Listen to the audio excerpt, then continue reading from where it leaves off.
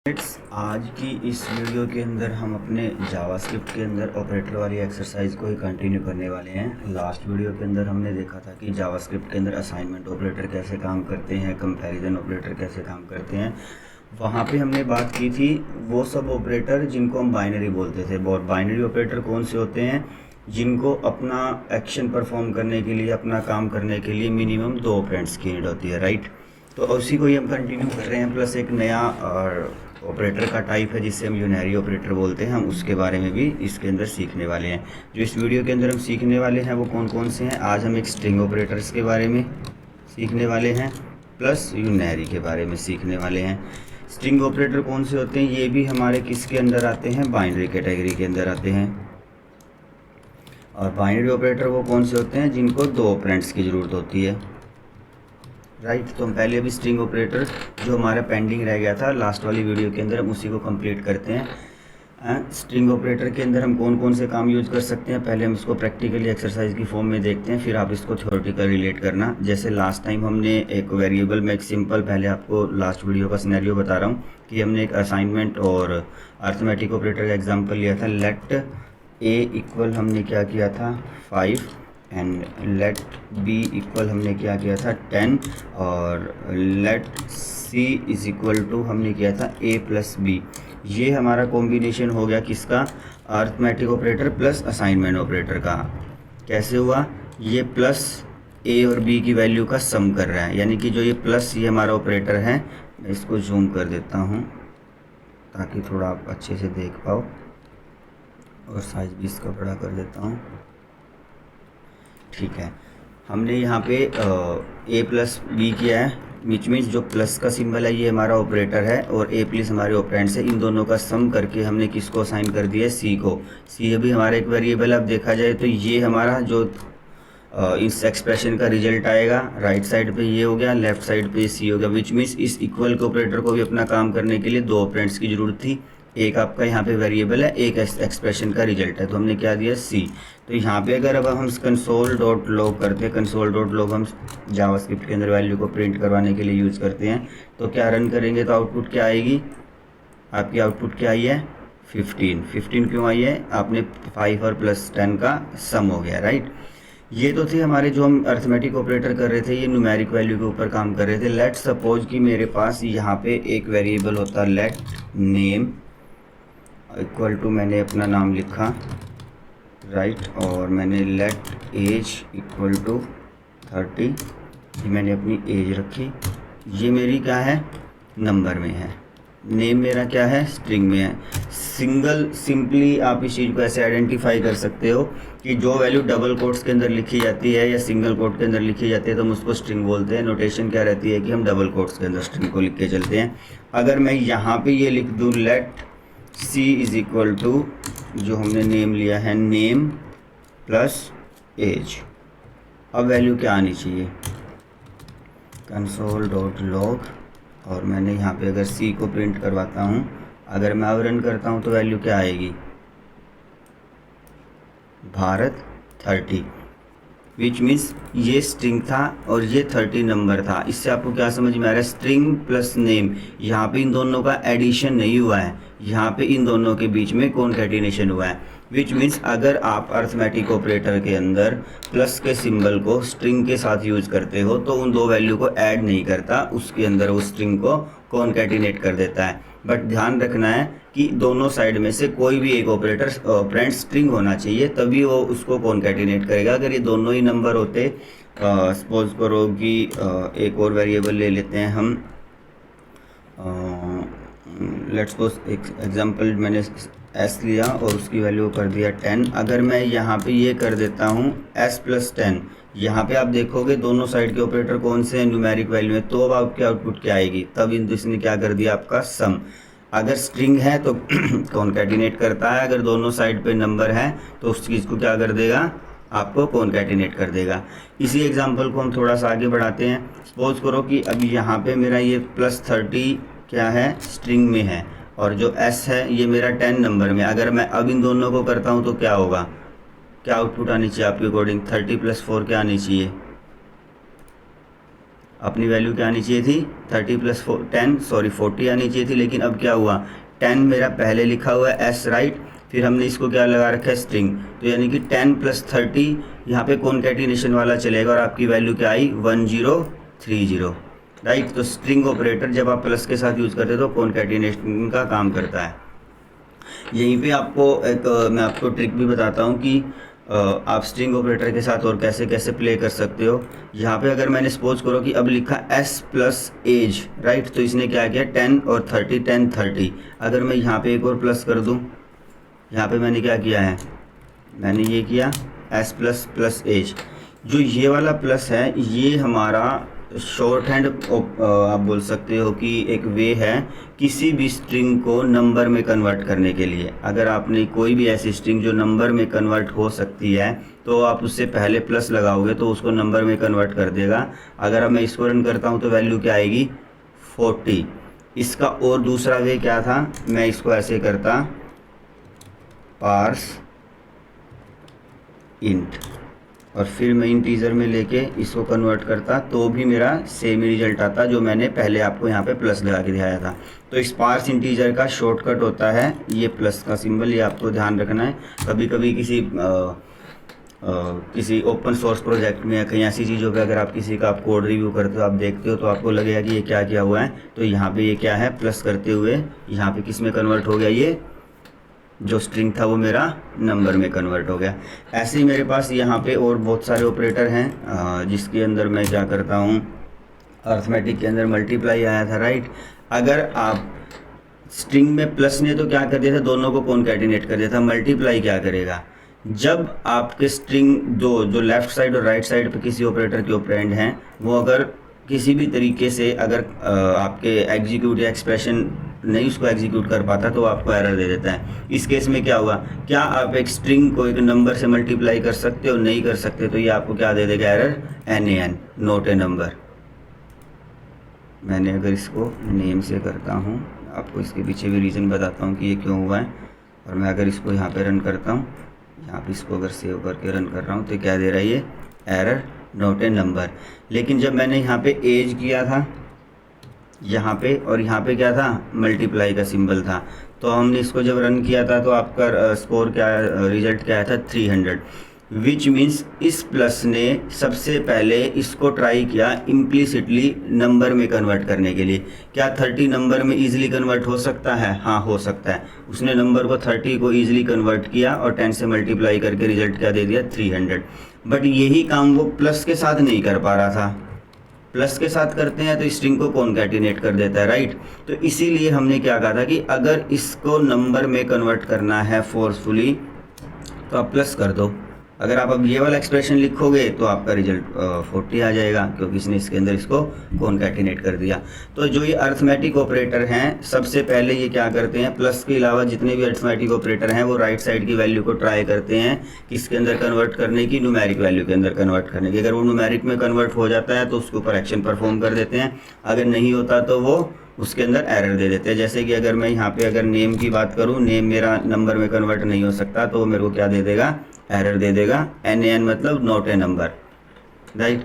तो यहाँ पे जो स्ट्रिंग के ऊपर आपके जो प्लस माइनस मल्टीप्लाई जो हमारे अर्थमेटिक के ऑपरेटर थे, आपको उस ऑपरेटर का यूज़ करना है, आपको उसके ऊपर प्रैक्टिस करनी है। और जावास्क्रिप्ट इतनी ट्रिकी है, आप हर एक्सरसाइज के ऊपर I am double sure initial stage पे अगर आप सीख रहे हो तो हर एक्सरसाइज के अंदर कुछ ना कुछ नया सीखने को मिलेगा। आपको ये सब चीज़ें देखनी चाहिए राइट। आगे बढ़ते हैं। अभी हम नेक्स्ट क्या बात कर रहे थे, यूनरी ऑपरेटर की बात कर रहे थे।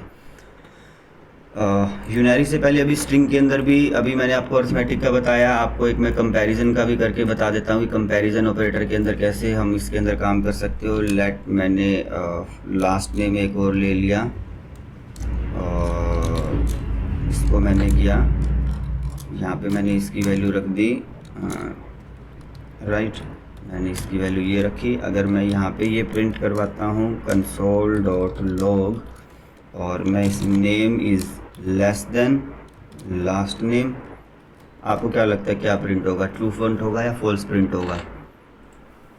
मैं आपको बता देता हूँ कि जब आप स्ट्रिंग को कंपैरिजन ऑपरेटर में यूज़ करते हो तो अल्फ़ाबेटिकली वो ट्राई करता है, अल्फ़ाबेटिकली वैल्यू को अपनी स्काई में कन्वर्ट करेगा और 1 बाय 1 उसको कंपैरिजन करना स्टार्ट कर देगा। अरे यहाँ पे लास्ट नेम आएगा, my bad. Save and run. इसने क्या बोला? फॉल्स। क्या भारत इससे छोटा है? नहीं है। क्यों नहीं छोटा है? क्योंकि बी तो सेम था, एच ए के बाद आता है। सिंपल रूल है ना, एच ए के बाद आता है, तो इसका मतलब ये वाली वैल्यू बड़ी है। अगर आप इसको ग्रेटर देन कर दोगे, अब क्या होगा? अब क्या वैल्यू आ रही है? टू। आपकी कंडीशन उससे कन्वर्ट हो गया, राइट। ये पूरा का पूरा स्ट्रिंग कंपेयर होगा, सिर्फ इसको और इसको नहीं देखना है, इसको नहीं देखना है, पूरी स्ट्रिंग के साथ कंपैरिजन होगा 1 बाय 1। अब भारत की इसके अंदर लेंथ ज़्यादा है तो लास्ट वाले ने उसकी वैल्यू को ओवरराइड कर दिया। अभी तक मैं आपको यहाँ पे ये बोल रहा था एच उसके बाद आता है, ए पहले आता है, लेकिन जब लास्ट में जाते हैं तो ये ए इस ए से रिप्लेस होगा, जो ए टी है ये इसके अंदर है ही नहीं, तो उसने उसको ओवरराइड करके अपनी वैल्यू को बड़ा बना दिया। तो ये सब प्रैक्टिस करोगे, थोड़ा लॉजिकल सोचोगे कि हाँ क्या हो रहा होगा बिहाइंड द सीन, आप एक पिक्चर क्रिएट करके देखो, फिर आपको पता लगेगा कि स्ट्रिंग के अंदर कंपैरिजन और अर्थमेटिक ऑपरेटर कैसे काम करते हैं। ठीक है, नेक्स्ट हम इसी के ऊपर आपको एक्सरसाइज करनी है। और नेक्स्ट जो हम बात कर रहे थे वो यूनरी ऑपरेटर की बात करते हैं। यूनरी ऑपरेटर वो वाले ऑपरेटर होते हैं जिनको एक ही ऑपरेंड्स की ज़रूरत होती है अपना काम कंप्लीट करने के लिए।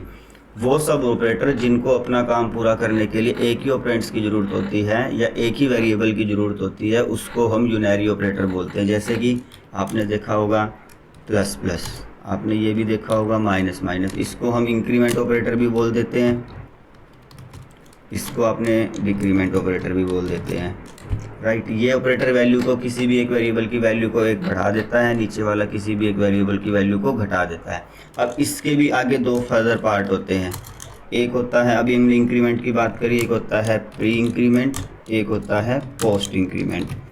ऐसे ही हमारा एक क्या हो जाएगा, प्री डिक्रीमेंट, और एक क्या हो जाएगा हमारा पोस्ट डिक्रीमेंट। इन सब के ऊपर अपने को समझना है कहाँ पे काम आती हैं। जब आप लूप लगाओगे, जब ये हमारा कंट्रोल स्ट्रक्चर आएगा, तब ये चीज़ें काफ़ी काम आती हैं। जब किसी वेरिएबल की वैल्यू को ओनली वन टाइम एक ही वैल्यू से अपडेट करना है, उसके अंदर एडिशन करना है या सब्ट्रैक्शन करना है, वहाँ पे हम इन ऑपरेटर का यूज़ कर सकते हैं, जिससे कि आपको उस वेरिएबल की पीछे वाली वैल्यू को कहीं पे होल्ड करके रखने की ज़रूरत नहीं है। आप करंट वैल्यू के अंदर से प्लस या माइनस कर सकते हो। सिंगल ऑपरेंड के ऊपर काम करता है। मैं आपको इसकी एक प्रैक्टिकल एक्सरसाइज करके दिखाता हूँ।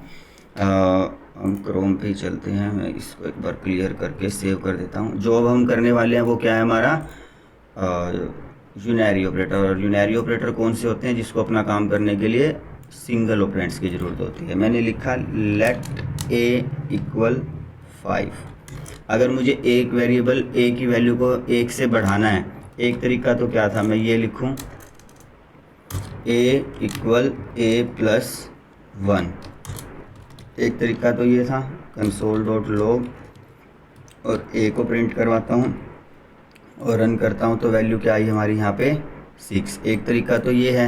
इसी प्रॉब्लम को मैं और कैसे इसको ठीक कर सकता था, मैं इसको ऐसे भी लिख सकता था ए प्लस प्लस, सेव करके रन करता हूँ तब भी मेरी वैल्यू 5 क्यों आई है। मैं इसका प्री इंक्रीमेंट और पोस्ट इंक्रीमेंट का स्टेट वो भी बताऊँगा। आप इसको ऐसा भी कर सकते थे, ए इक्वल ए प्लस प्लस, और अगर मैं यहाँ पे अब इस ए को प्रिंट करवाऊँगा तो वैल्यू क्या आ रही है, ये वाली जो भी 5 आई है ना, इसका आपको नोट करके रखना है। मैं इसका आपको रीज़न बताता हूँ क्यों 5 आई है। अगर मैं अब इसको रन करता हूँ तो वैल्यू क्या आ रही है 5। किसकी वैल्यू आ रही है? अभी भी इस ए की। ये सेव नहीं हुआ, ठीक है। अगर मैं यहाँ पे इसको कर देता हूँ,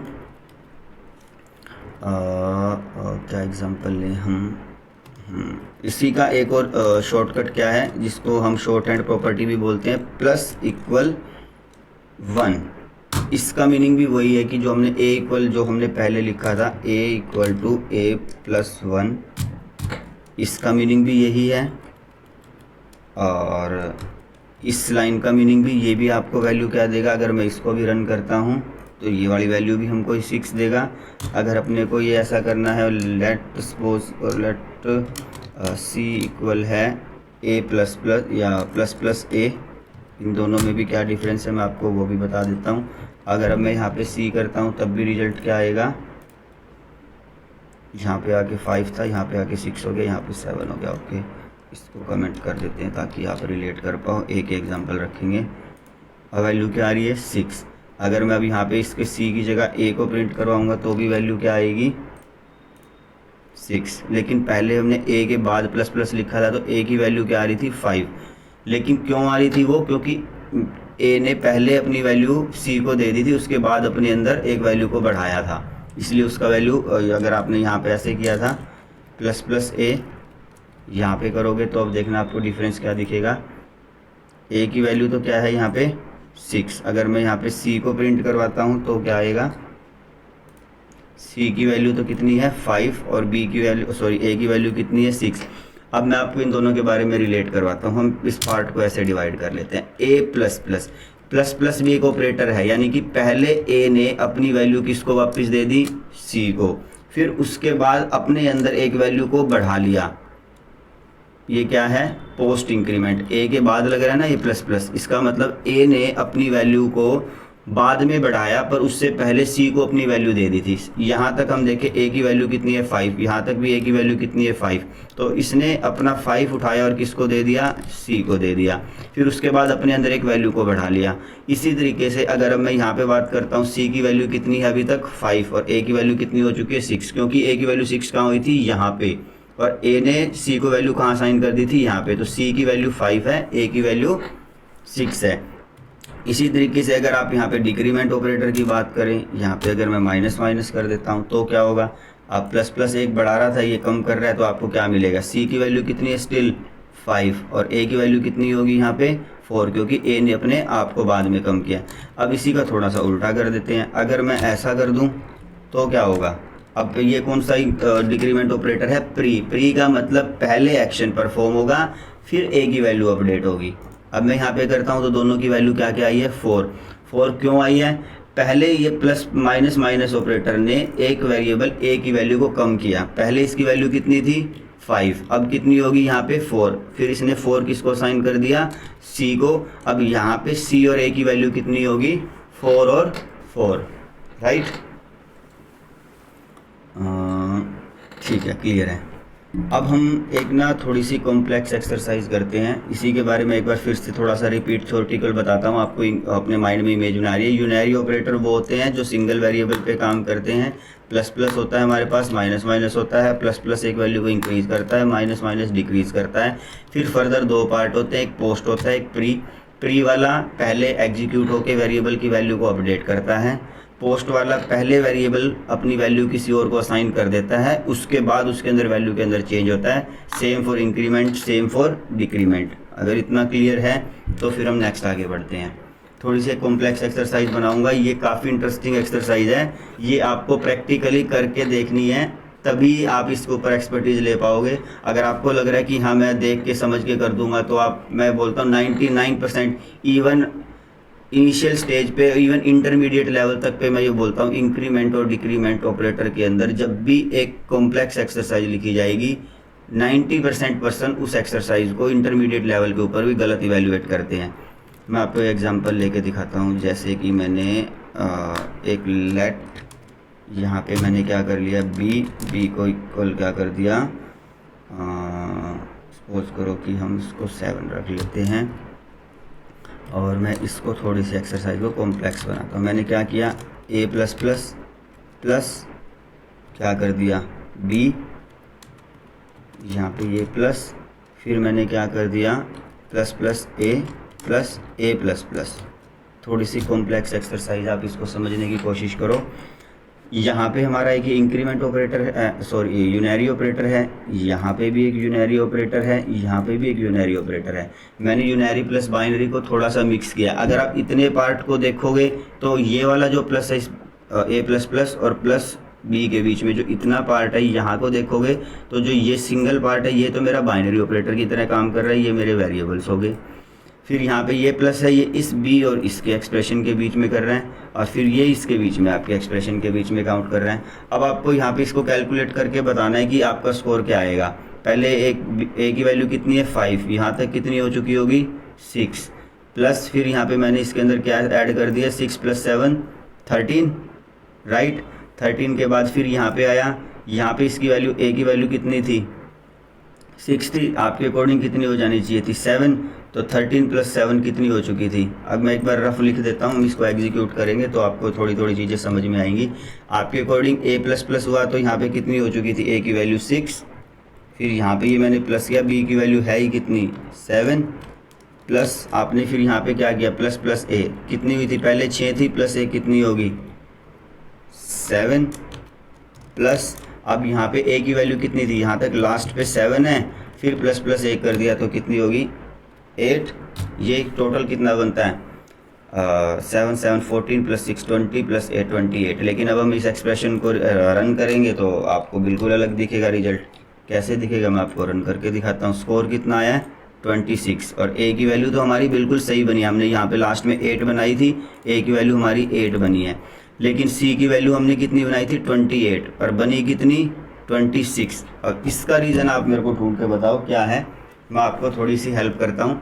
इसके अंदर मिक्स ऑपरेटर यूज़ हो रहे हैं, जिसके अंदर आपके देख सकते हो कि 2 हमारे पोस्ट इंक्रीमेंट हैं और 1 हमारा कितना है प्री इंक्रीमेंट है, राइट। ये जो मेरा है पड़ा ए के अंदर ये कितना है पोस्ट वाला इंक्रीमेंट है, ये भी हमारा पोस्ट इंक्रीमेंट है, और ये हमारा कितना है प्री इंक्रीमेंट है, राइट।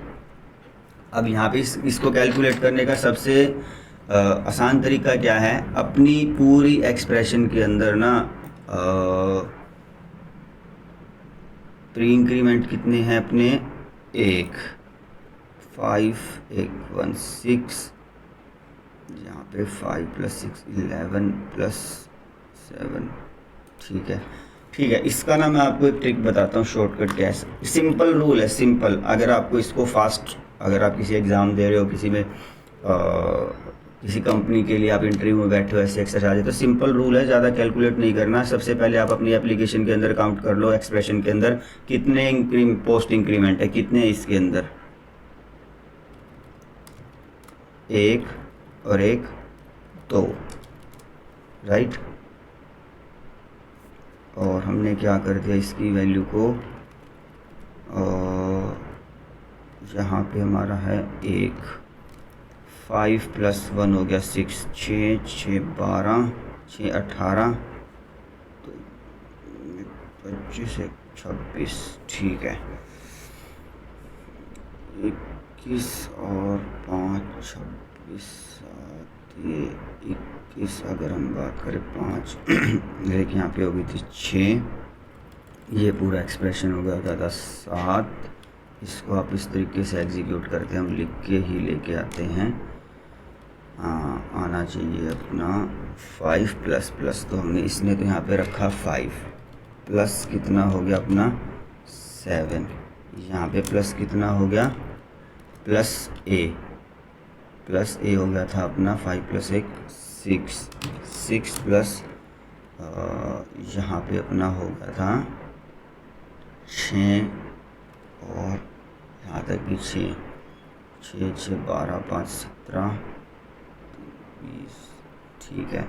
फिर इसने रिवर्स करना स्टार्ट किया, तो यहाँ पे ये कैलकुलेट हो गया अपना 7 21 और 5 26, और होना चाहिए था 20, राइट, ठीक है। और 2 6 तो 7 ये कितना हुआ 5 और 1 6 ये 18 19 और राइट, ठीक है। मैं अब आपको समझाता हूँ कि हुआ क्या है।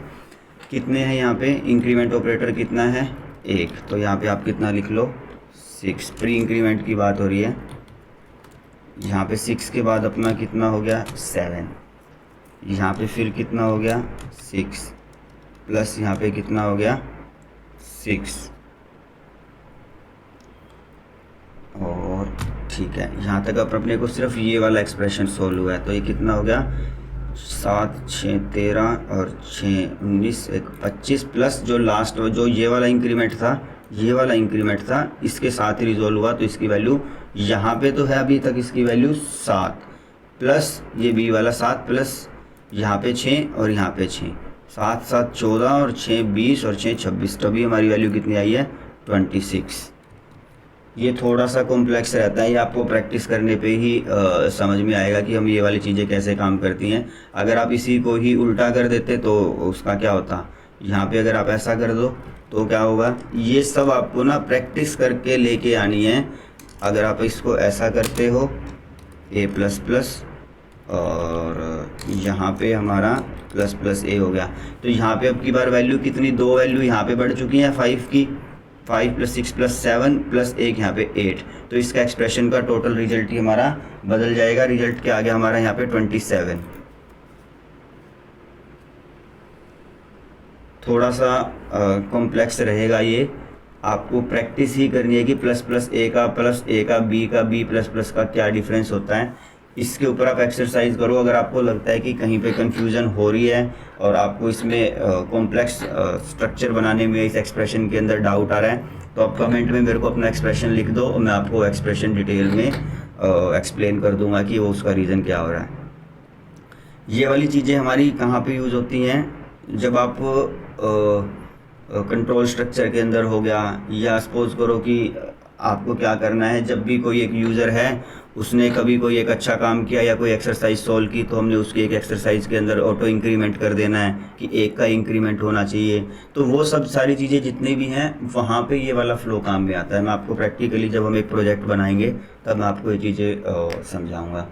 तो आज की वीडियो के अंदर इतना ही था, जिसके अंदर हमने ये सब सीखा है कि जावास्क्रिप्ट के अंदर ऑपरेटर्स क्या होते हैं, ऑपरेटर कैसे काम करते हैं। जो ऑपरेटर के अंदर हमारा एक पेंडिंग पार्ट रह गया है, वो पेंडिंग पार्ट हमारा है पड़ा कि लॉजिकल ऑपरेटर क्या होते हैं।